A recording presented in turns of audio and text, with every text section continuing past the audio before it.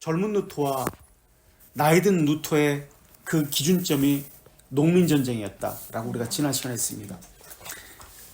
농민전쟁을 통해서 부정적 영향이 루터파에게 계속 있었습니다. 루터가 이랬대 저랬대 하잖아요.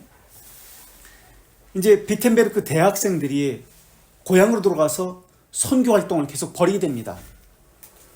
또 출판으로 인해서 루터 교리가 점점 더 전해지게 됩니다. 이때 목판 사파가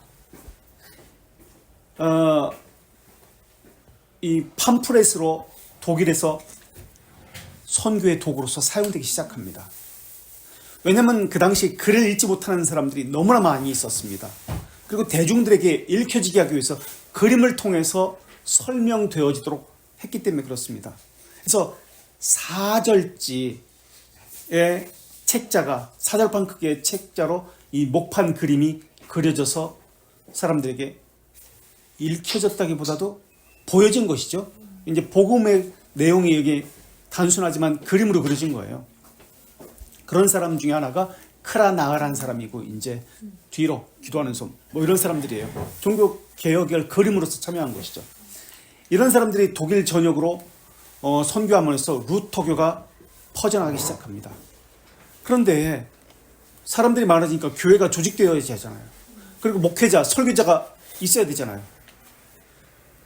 그래서 필요한 것이 우선은 교리적으로 예배 예식서가 필요했습니다. 그리고 교회 관리를 어떻게 해야 되는지 감독자가 필요했고, 교육자가 필요했고, 교육자를 세웠을 때 사례를 어떻게 줘야 되는지 이러한 것들이 필요했습니다. 그래서 작센의 통치자였던 1527년에 스테이드 페스트라는 사람이 작센 통치자가 되는데요. 자기 지역에는 교회들을 순찰을 합니다. 이때 루터도 이제 순찰을 하는데요. 여러 가지 모습을 보게 됩니다. 그 지역 교회에서. 그런데 과연 루터가 가르쳤던 것을 이해했던 사람이 얼마나 됐을까? 거의 없었습니다. 성경의 가르침에 대해서 너무 무지한 거예요. 그래서 군중들은 마르틴 루터가 부패한 사회를 향해서 책망하고 그런 것을 너무나 좋아했지만은 자기들 스스로가 무엇이 옳은 것이고 진리인지 알지 못해요. 자유와 해방의 목소리는 커졌지만은 어떤 것이 자유인지 모르는 거예요. 그러다 보니까 어떤 일이 일어납니까? 방종이 일어납니다. 자유를 빌미로 방종이 나타납니다. 복음의 자유라는 이름으로 개혁이 부패되기 시작합니다.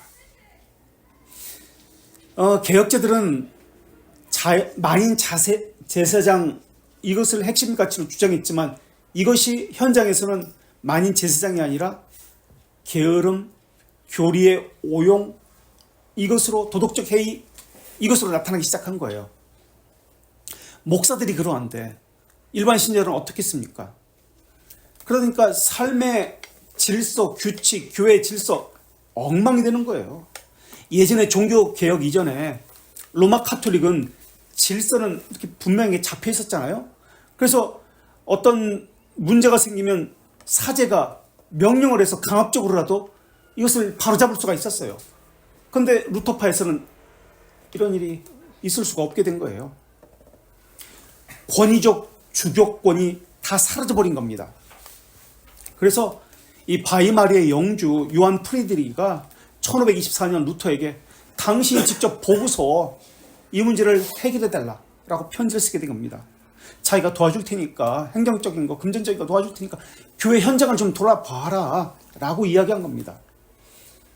그들을 쫓아내든지 제대로 교육을 시켜서 바르게 하든지 둘 중에 하나를 해라.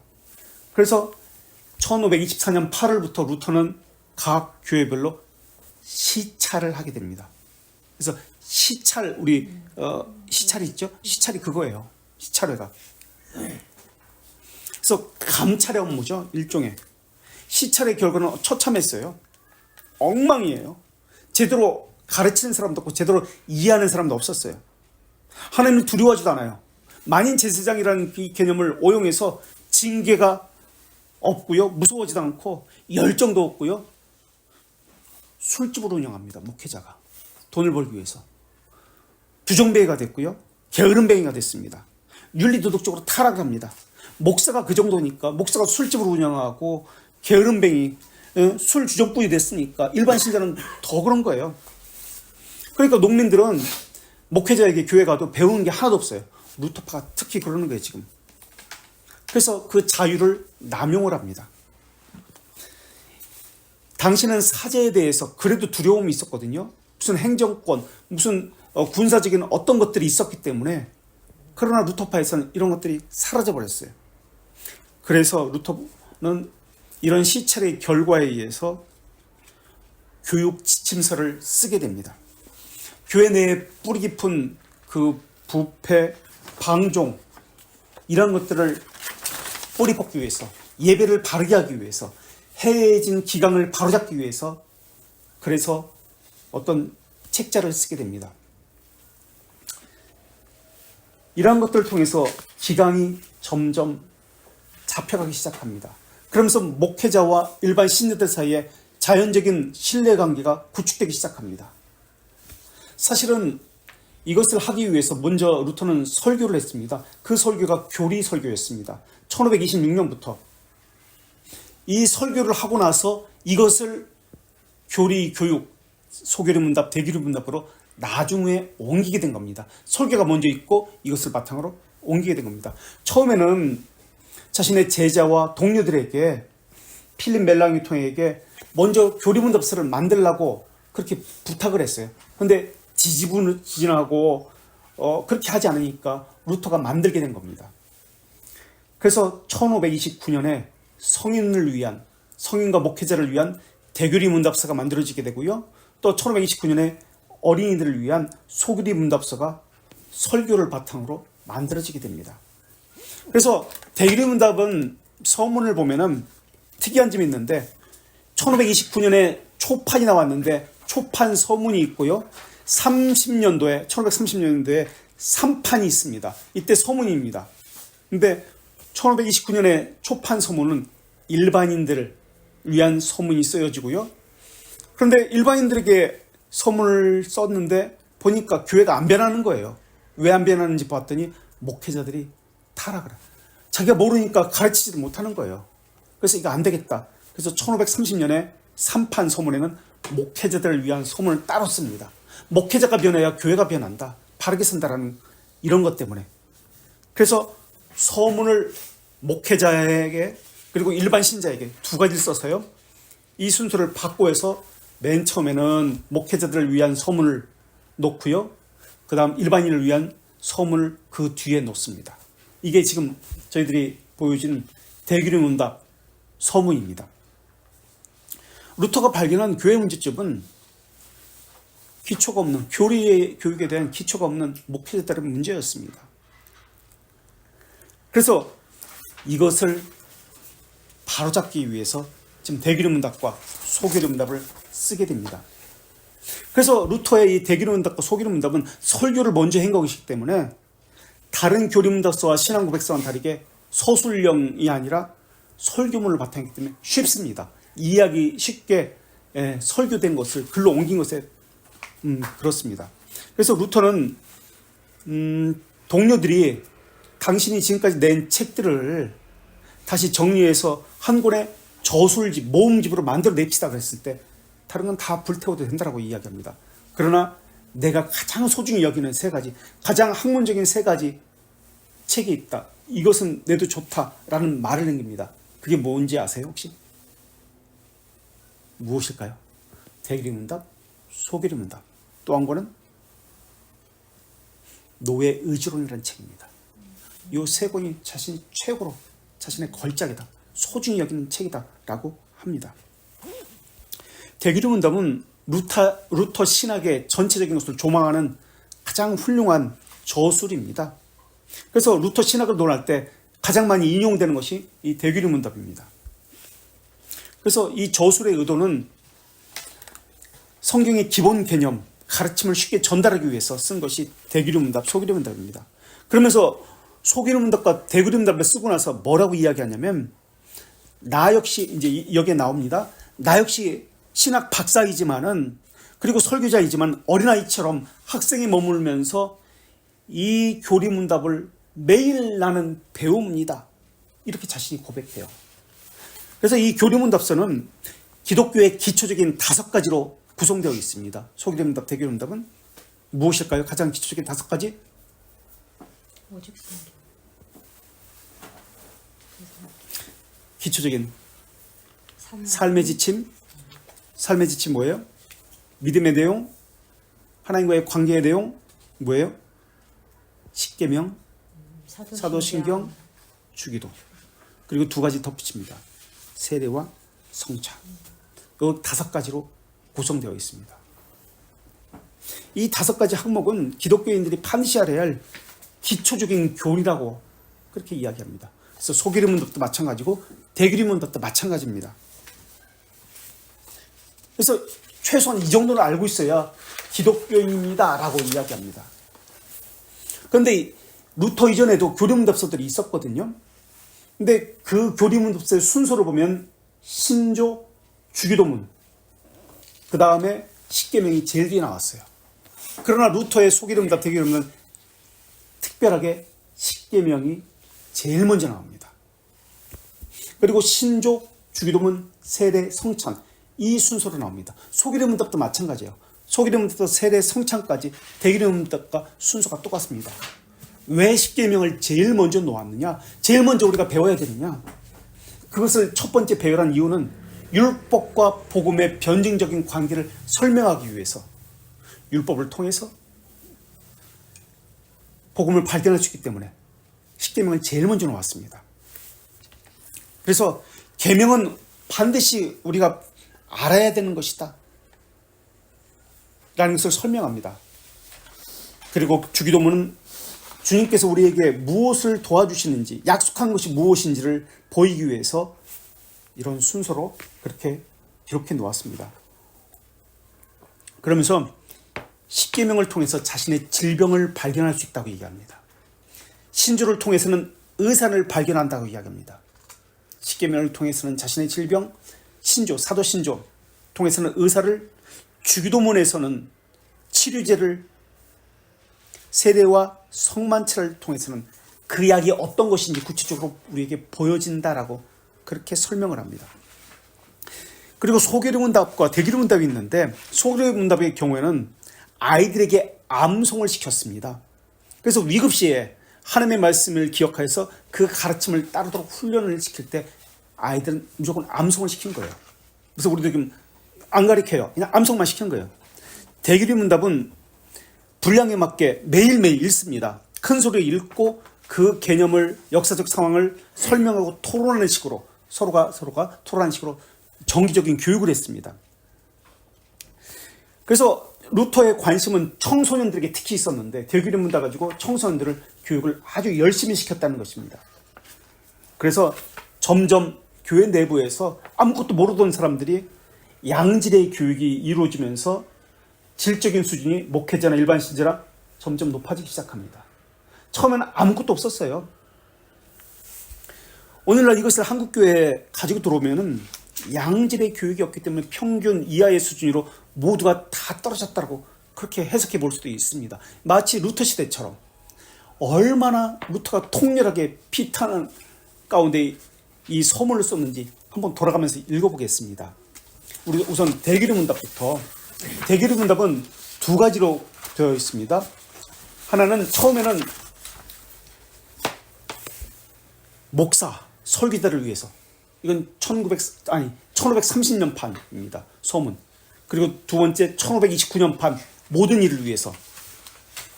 왜냐하면 목사로 인해서 가장 제일 원인이 바로 목사의 자질 부족이다 라는 것을 이야기합니다.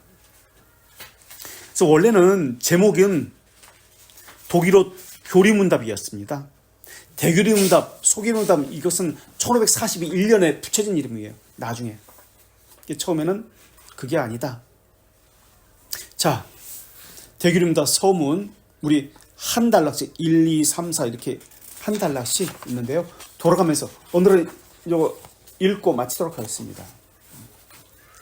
우리가 교리 문답서에 이르도 지난 한 힘을 쏟고 쓴 소리까지 해가며 사람들을 강권하는 중요한 이유가 있습니다. 유감스럽게도 우리는 지금 너무 많은 목사와 설교자들이 게으르고 태만한 현실을 눈으로 목도하고 있기 때문입니다. 자기 직무가 무엇인지도 모르고 가르쳐야 할 교리도 우습게 여깁니다. 어떤 이는 기독교 교리는 너무 수준이 높아 어렵다면 멀리하고 어떤 이는 게을러서 멀리합니다. 또 어떤 이는 교리 가르치는 일을 그저 밥벌이 정도로만 여기고 있습니다. 이런 자들은 목사와 설교자의 직무를 자기 배나 채우는 것인 줄 알고 있습니다. 그저 평생 먹고 사는 일에 별 도움이 안 되니 신경 쓰지 않아도 된다고 하며 그렇게 행동합니다. 이런 모습은 교황권 아래 있을 때의 습성과 별반 다르지 않습니다. 전혀 변하지 않았다는 거예요. 네, 두 번째, 물론 이러한 자들이 가르치고 설교할 만한 풍성한 교재가 있기는 합니다. 아주 간편하고 쉬워서 이런 사람들을 구원해 줄 만한 도구들입니다. 스스로 말하는 설교, 걱정 없이 주무세요. 우리 설교집 제목들이에요. 설교집 보고서 베껴 쓰는 거예요. 예. 준비 끝, 보물상자, 이런 설교집이나 설교를 위한 보조 자료들은 예전부터 인기 있는 것들입니다. 그런데 문제는 이런 책들을 구입한다는 데 있지 않습니다. 태만한 목사와 설교자들이 신앙적 열정도 없고 저 자료들을 바로 사용할 의도도 없다는 데 있습니다. 이런 책을 가지고 있으면서도 제대로 보지도 읽지도 않습니다. 이런 자들은 자기 배나 채우기 위해 사는 폭식가일 뿐입니다. 그럴 바에야 목회자인 목사가 되지 말고 돼지를 키우거나 계집이나 지키는 편이 낫습니다. 이 목회자라는 단어가 제일 조르고라는 단어거든요. 제일 그 영혼을 돌본 제일 조르고 걱정하는 사람, 조르고 걱정하는 사람이거든요. 영을 걱정하는 사람, 돌보는 이런 개념이에요. 이게 목회자라는 개념이에요. 여기에는 사실 광의적으로 보면은 크게 넓은 의미에서 보면은 모든 신자도 영혼을 걱정해야 되는 사람이기 때문에 여기에 포함됩니다. 제일 조르고. 예, 그다음 세 번째 읽어주세요. 3. 목사들은 이제 하루에 7번씩 의미 없이 주저리던 기도 시간에 해방되었습니다. 미사가 7번이잖아요. 하루에 매일 7번씩 예배합니다. 지금 그 얘기하는 거예요. 7번씩 예배 드리는 거, 참여하는 것. 기도 시간에 해방되었습니다. 예. 그러니 최소한 아침, 점심, 저녁 시간마다 짬을 낼 수 있을 것입니다. 그 시간에 교리문답서 한두 장과 기도서를 9번 아니, 읽든지 9는 아니고 읽든지. 기도서를 읽든지 아니면 신구약 성경을 읽고 자기 자신과 교회에 속한 아이들을 위해 주기도로 기도하는 게 좋을 것입니다. 목사들은 여러모로 짐과 부담을 벗었습니다. 그러니 앞서 말한 것을 행하며 복음으로 영광과 감사를 드러내는 삶을 살아야 하지 않을까요? 목사라면 복음으로 살아야 합니다. 그렇지 않게 개나 돼지처럼 게으르고 더럽고 비굴하게 제 맘대로 육체의 소욕대로 살고 있다면 그런 목사는 수치스럽게 여겨야 합니다. 예. 4번. 그런데 유감스럽게도 이 음해한 인간들은 복음을 너무 우습게 합니다. 우리가 온 힘을 다해 도왔지만 이제 해줄 수 있는 게 아무것도 없어 보입니다. 이러다가 결국 우리에게 남게 될 것이 과연 무엇이란 말입니까? 우리는 지금 심각할 정도로 태만하고 게으릅니다. 도대체 교황권 아래에 있을 때와 무엇이 다르단 말입니까? 예. 교리문답서 사용하라고 이야기합니다. 어린아이 같은 학생한테 평생 교리문답 배워라. 5번. 게다가 좋겠네요. 우리 가운데 아주 악독한 폐렴과 끔찍한 전염병이 돌고 있습니다. 그것은 다름이 아니라 태만하게 살아도 별 문제 없다고 하는 병입니다. 그 때문에 많은 사람들이 교리문답서를 그저 보잘것없는 가르침으로 치부합니다. 대충 한번 훑어보고서는 다 아는 것이라고 말합니다. 구석에 휙 던져버리고는 책을 찾아 다시 꼼꼼히 읽는 것을 창피한 짓으로 여길 정도입니다. 다 아시다시피 귀족들 가운데 이런 말을 하고 돌아다니는 자들도 있습니다. 이제 책만 있으면 혼자서도 잘 배울 수 있으니 조금만 지나면 더 이상 목사나 설교자가 필요 없는 시대가 올 것이다. 멍청이에다 꽉 막힌 구두쇠 같은 인간들입니다. 도구를 박살내고 황폐하게 만드는 자들이 바로 이런 인간들입니다. 게다가 목사와 설교자를 비참한 빈궁에 빠뜨려 끼니를 걱정하게 만드는 장본인이기도 합니다. 참 대단한 독일인입니다. 우리 가운데 이렇게 끝을 모르는 비루한 인간들이 있습니다. 그런데 거기에 손뼉을 치는 자들도 있습니다. 제가 진심으로 당부합니다. 저는 박사이자 설교자입니다. 배울 만큼 배웠고 산전수전 다 겪었습니다. 그러나 여전히 교리를 배울 때는 어린아이처럼 배웁니다. 매일 아침 그리고 시간 날 때마다 십계명, 신조, 주기도, 시편을 또박또박 입으로 소리내어 읽습니다. 그럼에도 불구하고 여전히 매일 조금씩 더 읽고 연구해야 할 필요를 느낍니다. 왜냐하면 저는 만족할 만큼 배우지도 못했거니와 또 그렇게 될 수도 없다는 것을 알기 때문입니다. 교리문답 앞에서 저는 여전히 어린아이이고 학생입니다. 그러나 저는 이런 제 모습을 기꺼이 즐거워합니다. 기독교인의 신앙의 세 기둥을 루터는 세 가지 십계명, 사도신조, 주기도문으로 본 거예요. 그래서 교회에서는 최소한 예배 시간에 이 세 가지는 항상 해야 합니다. 그렇지 않은 교회들이 사실 너무나 많죠. 이 의미도 모르고 그냥 외우는 것으로 하고 있는 경우도 많죠. 8번. 그런데 저 까다롭고 독특한 구성들을 보십시오. 한번 대충 훑어보고는 어떤 박사보다 더 잘난 박사인 줄 착각하고 있습니다. 모르는 것도 없고 못할 것도 없으니 더 배울 것도 없다고 말합니다. 이것이야말로 자기에게 맡겨진 직무와 사람들을 돌보는 사역을 우습게 여기고 위로부터 오는 하나님과 그분의 말씀을 경멸하고 있다는 확실한 증거입니다. 이 사람들은 타락을 두려워할 필요가 없습니다. 이미 충분히 타락했기 때문입니다. 자기들은 그럴 필요 없다고 하겠지만 실은 걸음마 단계인 알파벳부터 아이처럼 다시 배워나가야 합니다. 예, 매일 읽고 대화하고 생각하고. 9번. 다시 말씀드립니다. 게으른 뚱땡이 목사와 거만한 성도들이여 제발 부탁합니다. 스스로를 돌이켜 보십시오. 당신들이 믿고 생각하는 것과 달리 당신들의 지식 수준은 바닥입니다. 수준 높은 박사인 줄 착각하지 마십시오. 혹여 이전에 잘 알고 있었을지라도 이건 내가 이미 통달한 거야. 이거 다 아는 거야 라고 생각하지 마십시오. 당신 생각에 교리 문답서를 다 알고 있고 식은 죽 먹기처럼 쉽게 보여도 사실 평생 배워도 그렇게 될 수 없으며 매일 읽고 숙고하고 함께 말할 때마다 거기서 새롭게 배울 것과 열매들을 계속 발견하게 될 것입니다. 읽고 대화하고 생각할 때 성령이 함께 하실 것입니다. 그분은 항상 새롭고 큰 빛으로 인도하시고 더욱 풍성하고 맛 좋은 기도로 들어가게 하십니다. 이것을 그리스도께서 마태복음 18장 20절에 약속하셨습니다. 두세 사람이 내 이름으로 모인 곳에는 나도 그들 중에 있느니라. 네, 10번. 하나님의 말씀을 곁에 두고 암송하고 그것으로 고민할 때 생기는 특별한 도우심이 있습니다. 그 도움은 악마와 세상과 육에 대항할 수 있게 됩니다. 악의 삼총사죠. 사실입니다. 이런 이유로 복 있는 사람은 오직 여호와의 율법을 주야로 묵상하는 자라고 시편 1장 2절이 찬성하는 것입니다. 하나님의 계명과 말씀을 외우고 노래하고 고민하십시오. 그것이야말로 의심할 여지 없이 악마를 쫓아버릴 강력하고 거룩한 분향이며 진실로 참된 성수요 십자가 표지입니다. 네. 이 고민한 나크덴케에 있는 것은 항상 생각하는 거예요. 계속 두고 생각을 계속하는 거예요. 고민이라는 개념이 묵상이라는 개념과 거의 같은 개념이에요. 그것을 염두에 두고 늘 나크 뒤에라는 뜻이거든요. 덴케는 생각이고 계속 두고 생각하는 거예요. 나크덴케. 말씀이야말로 악마를 몰아내고 사냥합니다. 네. 11번. 11. 교리문답서가 별 쓸모가 없고 거기서 나올 혜택이 별로 없다고 가정하더라도 악마와 악한 생각을 쫓아낼 수 있다는 사실 하나만으로도 당신이 이것을 읽고 암송하고 묵상할 충분한 이유가 됩니다. 하나님의 말씀이 들려오는 것을 악마는 참지 못합니다. 하나님의 말씀은 디트리히 본 베른 같은 그런 허무한 맹랑한 전설이 아닙니다. 니벨룽겐의 서사시의 주인공이 디트리 폰 베르라는 사람이에요. 네. 바울을 보십시오. 그는 로마서 1장 16절에서 말씀을 하나님의 능력이라고 전합니다. 그 능력은 당연히 악마를 고통스럽게 만들 수 있습니다.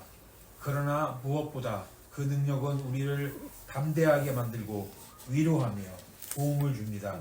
이것이 하나님의 말씀입니다. 여기에 제가 무엇 더 말해야겠습니까? 아무리 종류와 시간이 많다고 해도 하나님의 말씀이 만들어내는 유익과 열매들을 모두 헤아릴 수 없습니다.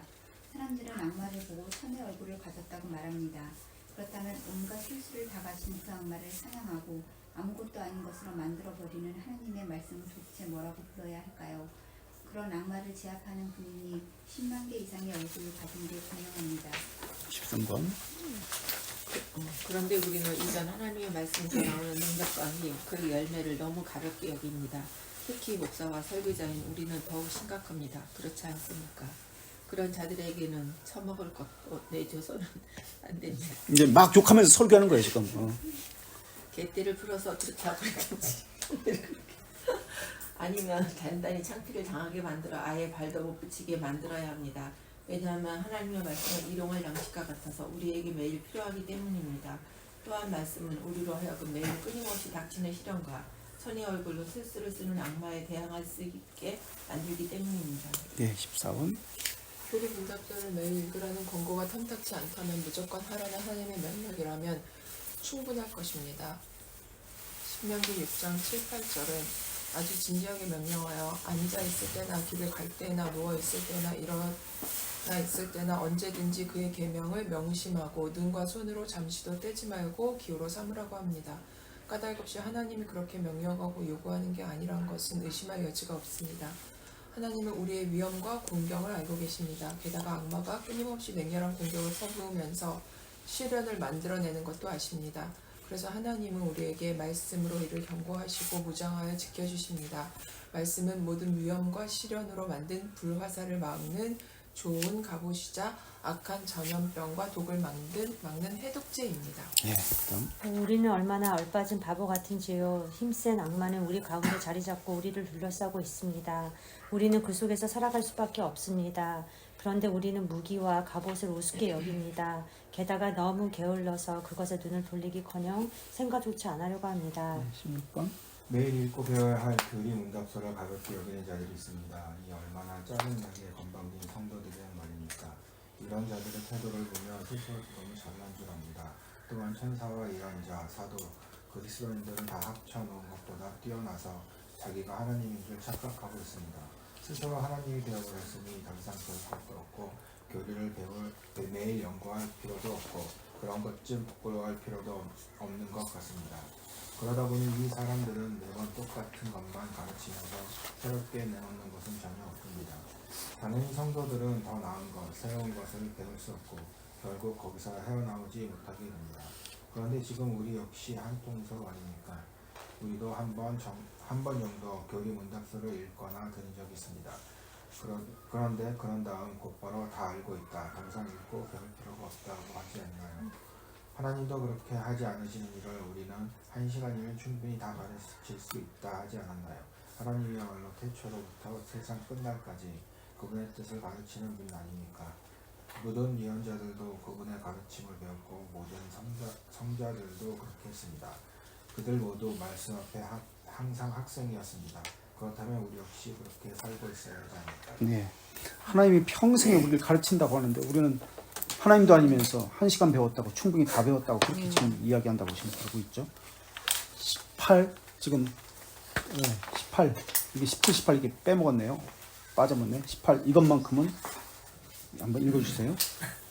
교리 문답서는 성경의 요약본이다. 이것만큼은 분명한 사실입니다. 십계명을 바르게 완전하게 알려는 사람이라면 성경 전체를 이해할 수 있어야 합니다. 그것으로 각각의 개별 항목과 용례들을 파악하고 권고, 도움, 위로, 판정, 판단을 할 수 있게 됩니다. 신앙적 문제건 세속적 문제건 모두 마찬가지입니다.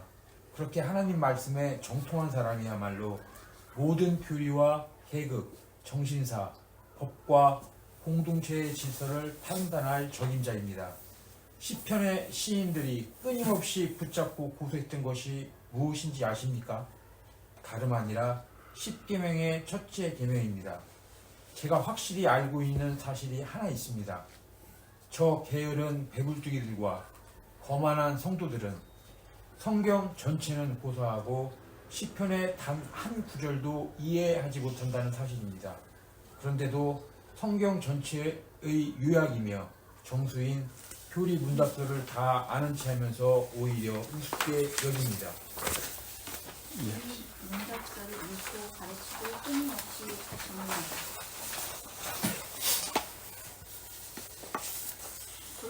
다시 한번 모든 그리스도인과 특별히 목사와 설교자들에 부탁드립니다. 제발 속성으로 박사가 되려고 하지도 말고 만물 박사인 양 모든 것을 아는 체 하지도 마십시오. 가대망상입니다. 그런 것은 엉성한 옷감을 팽팽히 잡아당기면 다 보이듯 금방 탄로나게 되어 있습니다. 모든 그리스도인은 이것을 매일 익히고 실천해야 합니다. 아주 세심하고 부지런히 노력하되 자기 만족에 전념되거나 뭐든지 다 알고 있고 무엇이든지 할 수 있다는 자만과 과대망상에 빠지지 마십시오. 그와 반대로 부단히 읽고 가르치고 배우며 고민하고 또 고민해야 합니다. 악마에게 죽음을 선언하고 그 세력을 멸하시는 분은 하나님 자신이며 우리는 모두 그분의 거룩한 성도라는 사실을 깨닫고 확신할 때까지 이 일을 멈추지 말아야 합니다. 20. 제가 자신있게 약속합니다. 이런 열심을 낼 수만 있다면 하나님은 누구를 먹느라고 그를 특별한 사람으로 세우실 것입니다. 모두가 시간이 지나면서 이 사실을 경험하게 될 것이고 교리문답서를 배우면 배울수록 그동안 자신이 얼마나 무지했는지 그리고 배워야 할 것은 또 얼마나 많은지 고백하게 될 것입니다. 지금 당신 배가 터질 것 같이 가득 차 있습니까? 그래서 음식 냄새부터 토악질 납니까? 그렇다면 배를 굶고 목말라 보십시오. 그때야 비로소 참맛을 알게 될 것입니다. 그곳에 이르기까지 주님의 은총이 함께 하시길. 아멘. 네, 이제 초판 서문 1529년 걸 모든 그리스도인을 위한 것을 지금 읽겠습니다. 이 설교는 아이들과 교육하지 못한 일반 신자들을 가르치기 위해 준비된 것입니다. 오래전부터 이런 부류의 설교나 교재를 그리스어에서 유래한 카테키스무스라고 불렀습니다. 어린아이를 위한 가르침이라는 뜻입니다. 즉 그리스도인이라면 누구나 이 내용을 반드시 알아야 한다는 말입니다. 카테키즘이잖아요. 독일어로 카테키스무스, 라틴어로 카테키스무스. 이거 접두어 카테가 위에서 아래로란 뜻이에요. 위에서 아래로 키슨, 소리. 위에서 아래로 소리가 내려오는 소리 있잖아요. 위에서 아래로 내려오는 소리. 이게 카테키스무스라는 단어입니다. 그러니까 교리문답이라는 뜻이에요. 위에서 아래로 내려오는 소리. 예, 이 그렇지 않다면 그리스도인이라고 할 수도 없고 어떤 성례전도 허용할 수 없습니다. 마치 수공업 기술자가 작업에 필요한 규칙과 작업 방법을 모른다면 동업자 조합에서 아무짝에도 쓸모없다는 이유로 쫓겨나는 것과 같습니다. 3 또한 집안의 어른들은 최소 일주일에 아니 따라서 3 젊은이들은 교리 문답서나 어린이 설교에 나온 내용들을 부지런히 배우고 열심히 익혀서 행동으로 나타내게 해야 합니다. 4. 또한 집안의 어른들은 최소 일주일에 한 번은 아이들과 식솔들을 세워놓고 이것들을 잘 배우고 익혔는지 문답해 보시기 바랍니다. 만일 답변이 시원치 않다면 아비들은 진지하게 권고할 책임이 있습니다. 제가 고민하는 것은 예나 지금이나 우리 가운데 아무렇게 누구에게도 알려고도 하지 않는 무지하고 오래된 토드 대감들이 있다는 사실입니다. 그런데 문제는 이 사람들이 세례도 받고 성찬도 받으면서 그리스도인이 가진 모든 권리를 누리고 있다는 점입니다. 성례전에 나아오는 사람이라면 반드시 기독교의 가르침이 무엇인지 알아야 합니다. 3살 어린아이나 알파벳 배우는 꼬맹이보다 더 많이 알아야 하지 않을까요? 적어도 그리스도인이라면 반드시 알아야 할 필수 항목 3가지가 있습니다. 십계명 주기도 신조. 예. 이 3가지는 예로부터 기독교 유산으로 내려왔지만 이제껏 제대로 가르친 적도 배워본 적도 거의 없던 주제입니다. 그리스도인이라고 불리고 그리스도인이 되고자 하는 사람이라면 노인이나 젊은이 할 것 없이 완전히 통달할 때까지 익혀야 합니다. 한번 물어볼까요? 십계명 사도신조 주기도문 정말 자세히 제대로 배워본 적이 있으신가요? 다른 교회에서 지금까지 신앙생활 하시면서 배워본 적이 있어요? 세례와 성찬의 의미에 대해서 제대로 배워본 적이 있고 의미를 알고 세례 받으셨고 성찬에 참여하셨습니까?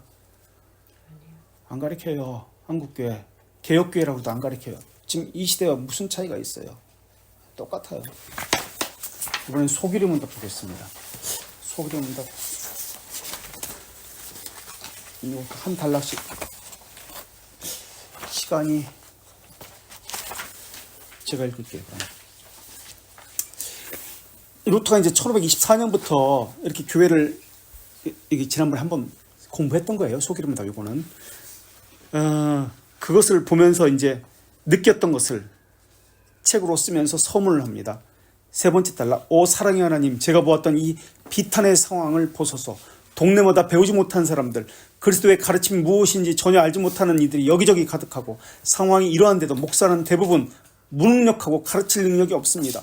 그런데도 사람들은 자신 모두가 그리스도인이라고 자처합니다. 그러면서 나는 세례를 받았고 성찬에 참여했다라고 말합니다. 하지만 사도신경 10계명 주기도가 무엇인지 알지 못한 채 소나 돼지처럼 생각 없이 살아갑니다. 상황이 이렇다 보니 복음이 들어온 곳조차 복음의 자유를 처참히 오용하고 있습니다. 방종하고 있는 거예요. 지금 주교들이요, 목사들 맡겨진 공적 직무는 거들떠 보지도 않으면서 백성들을 그토록 수치스럽게 더럽게 만들어버리다니 그리스도 앞에서 어떤 책임을 지려고 하십니까? 이 죄에 대한 심판을 피하지 못할 것입니다.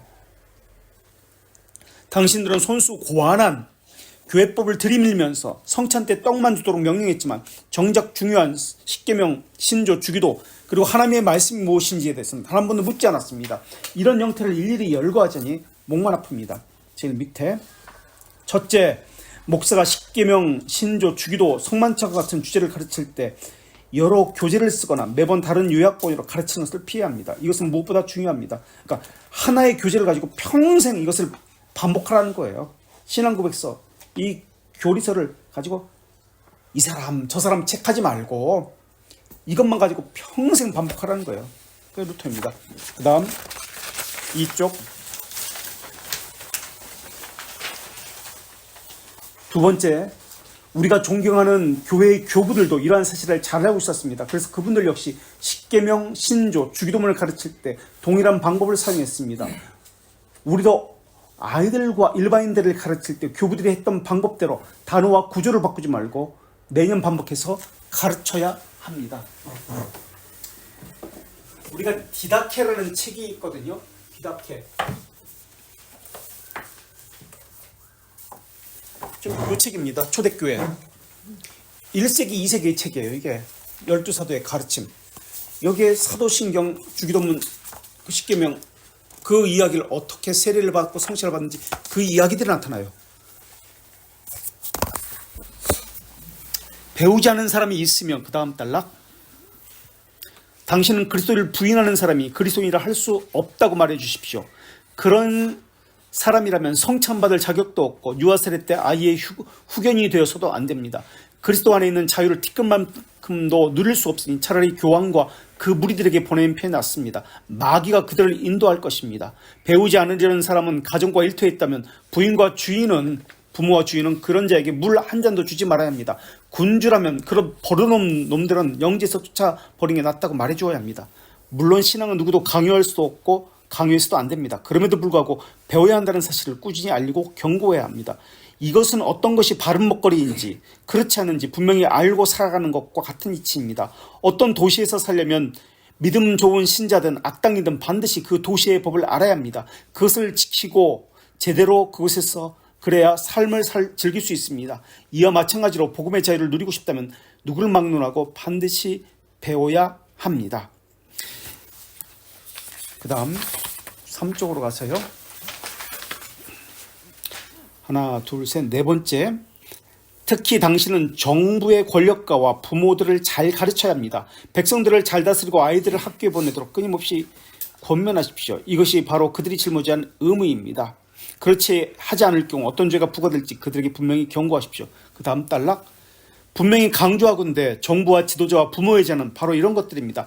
아이들로 하여금 목사와 설교자를 돕지 못하게 하는 것, 글을 배우지 못하게 하는 것, 이러한 죄를 하나님은 간과하지 않고 끔찍하게 갚으실 것입니다. 그 다음 단락 보겠습니다. 넘겨서요. 4페이지. 하나, 둘, 세 번째 중간 부분. 그러므로 법을 앞세워 교황처럼 굴지 마십시오. 다만 성례장과 같은 것들이 가진 유익과 필요와 유용함을 강조하십시오. 또 그와 연관된 복을 강조하되 이를 멸시할 때 오는 피해와 위협도 함께 강조해야 합니다. 그리하면 당신이 강요가 없이도 사람들은 자발적으로 찾아올 것입니다. 그렇게 했는데도 사람들이 오지 않는다면 그냥 저들의 길을 가라고 내버려 두십시오. 그리고 그들이 마귀의 소유가 되었다는 것과 그 때문에 하나님의 도움과 은혜에 둔감하고 부재할 수밖에 없다는 사실을 알려주십시오. 그 다음 단락. 제발 목사와 설교자들이여 정신 차리십시오. 우리에게 맡겨진 직무는 교황 아래 있을 때와 다릅니다. 목회자의 직무는 엄숙하고 거룩한 하늘의 소명입니다. 그러므로 더 많은 땀과 노력, 위험과 시련이 우리를 기다립니다. 세상에서는 보상이 적고 돌아오는 감사도 적은 직무입니다. 그러나 우리가 충심을 성실을 행할 때 그리스도께서 바로 우리의 보상이 되십니다. 여기까지. 혹시 나누고 싶은 거나 깨달은 거 있으세요?